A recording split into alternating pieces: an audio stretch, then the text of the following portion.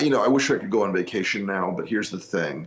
We set out to defeat Trump and his enablers and Trumpism. But Trumpism is an ongoing problem, completely unacceptable outcome. So we're going to be working against Trumpism and against the enablers of the 2022 election cycle.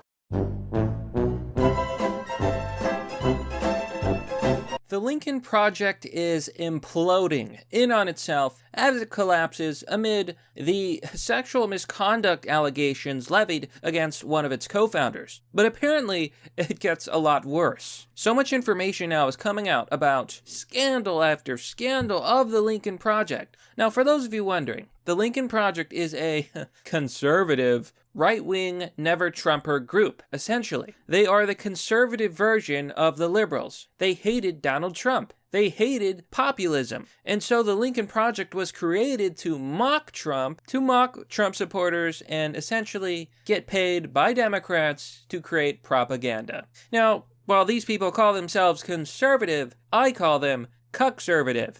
The earlier clip here, which you just saw, because I'm going to put it in because it's hilarious, is Rick Wilson. He's one of the co-founders of this group, the Lincoln Project. And just from that one clip alone, you can kind of see exactly who these people are. Truly some disturbed, deranged individuals. But what are the allegations against the Lincoln Project in the first place? Well, there's almost too many to count. Essentially, one of the co-founders has been accused, and I shouldn't even say accused. There are screenshots, there is evidence, there is proof that he was soliciting minors, underage boys, in lewd messages, inappropriate messages, essentially broke the law. Now we're finding out that people may have known about it, the donations are frozen, confidentiality agreements are done, and the whole thing is coming down. So that's what we're going to talk about today. But before we do, a quick word from our sponsor. In this day of massive censorship, it's hard to know where to find reliable news sources. Introducing LotusEaters.com. Now on this website, you're going to find a lot of news articles going over the news. They do analysis, interviews, and they also have a podcast. Now, I personally tune into the podcast. It's pretty good. They cover a lot of daily events, news, and if you like podcasts, this is definitely one to check out. Now, the Lotus Eaters was created by Carl Benjamin. Perhaps you've heard of him. Internet celebrity, meme lord. So if you're a fan, you should check it out. And the website offers premium content that you can only find on the LotusEaters.com. You can find all that here and more. LotusEaters.com. Sign up today. And we're back. So we're here on Twitter with Brett Hume, a political analyst for Fox News. He says, the more we learn about what was going on in this group, the worse it seems. And it shows an article from USA Today. Inside the Lincoln Project's toxic workplace, people with knowledge of the anti-Trump group's workings reveal the weight of sexual harassment allegations and a culture of infighting and disparate treatment.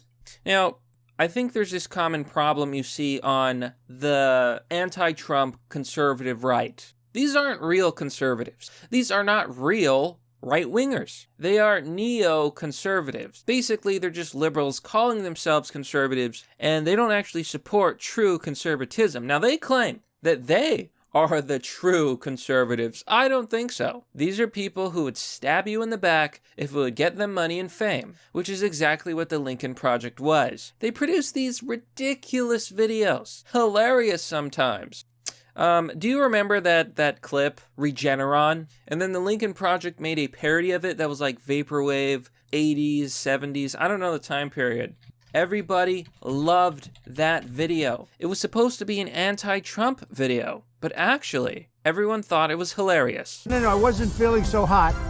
And within a very short period of time, they gave me Regeneron. A short 24 hours later, I was feeling great. And that's what I want for everybody. Regeneron. So not only is their content an absolute failure, I believe they're just grifters. So this is a more recent story here on Newsweek that says the following. Lincoln Project halts donations, frees staff from confidentiality agreements amid scandals. The Lincoln Project is no longer accepting donations and have released current and former staff from confidentiality agreements after allegations of inappropriate behavior against co-founder John Weaver surfaced last month. Now, I want to make it clear. These allegations are actually much older than 1 month. They've known about this the entire time. Here on Mediate.com. Just in, new report alleges Steve Schmidt was aware of sexual harassment allegations as early as March. They've known about this stuff, and they've known about it for a long time. I'm going to say it's much older than 1 month, because I saw an old allegation that was further back. The truth is that they've covered it up.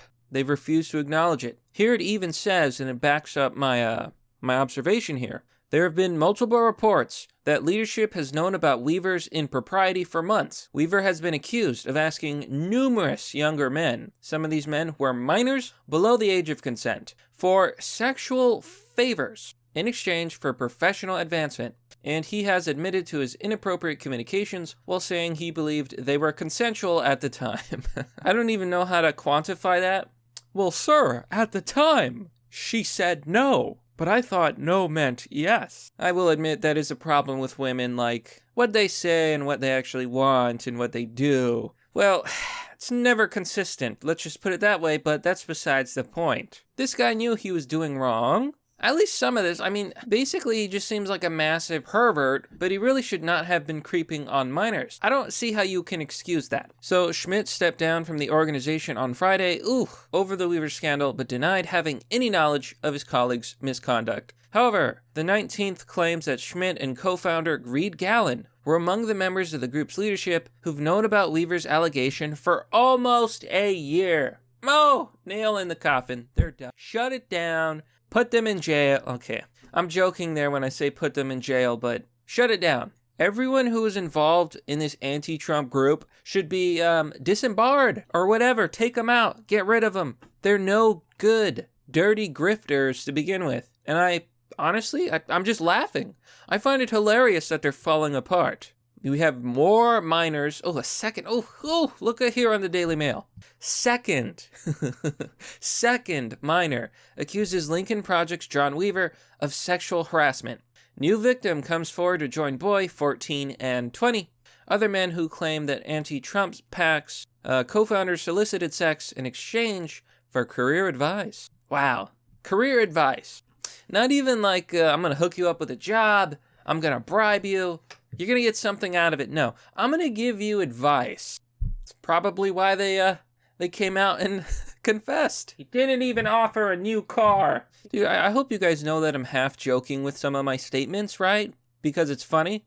There are some people on the internet who take literally everything literally, but this is very serious news. Now there are 2 minors who say that he was soliciting lewd advances on these minors, and they're not the only ones. I mean, look at the following statement. I'm here to say I have made contact with another minor who is sexually harassed by John Weaver. He is still a minor today. Okay, one time I can understand. People can lie about their age online. It happens. Maybe he didn't know how old they were, but I find it unlikely. I find it unlikely that it could happen twice in a row, possibly 3 times in a row, without there being any issue here. So I doubt this guy is going to face any legal consequences, but it would be interesting if he did. And that's pretty much the ticket, folks. I mean, there's not much more to say here. They released a statement, the Lincoln Project that is, that says, quote, "We are committed to creating a positive, diverse, and inclusive workplace environment." Does that sound conservative to you? At the Lincoln Project, and inappropriate behavior by anyone associated with the organization will not be tolerated under any circumstances, the statement read. We've already taken decisive actions to address internal concerns. Yeah, shove it. I'm sick of this conservative bootlicking, diversity and inclusion. We're gonna have a trans disabled black woman of color from space. I'm just not buying it, okay? I'm sick of this toxic progressive nonsense. Hopefully the group gets shut down. The founders are George Conaway, Reed Gallen, Jennifer Horn, good old Rick Wilson, Mike Madrid, Ron Stieslow, Steve Schmidt, and John Weaver. Only one of these guys actually looks like a Chad, but they are all severely lacking testosterone. But that's merely the obvious. Well, that's all for now, folks. Be sure to share this video. If you haven't already, smash that like button, and let me know what you think about this story. Comment down below. Anyhow, thanks for watching. Hope you enjoyed the video. A lot of things are happening right now. Texas is freezing over. It's been a bad time. Stay safe out there. You know, the rolling, freezing weather, it's been really bad. Have a good day. Stay warm. I'll see you all next time.